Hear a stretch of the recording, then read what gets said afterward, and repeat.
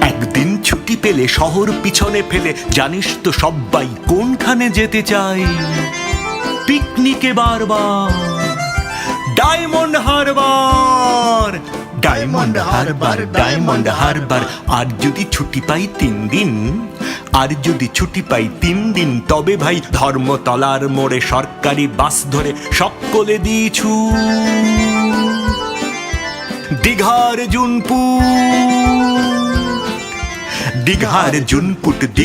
জুনপুট। ছুটি পেলে 1 মাস রয়েছে রকেট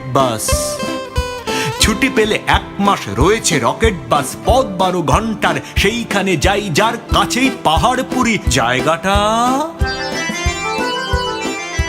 শিলিগুড়ি। শিলিগুড়ি থেকে ভাই টয় ট্রেনে চড়া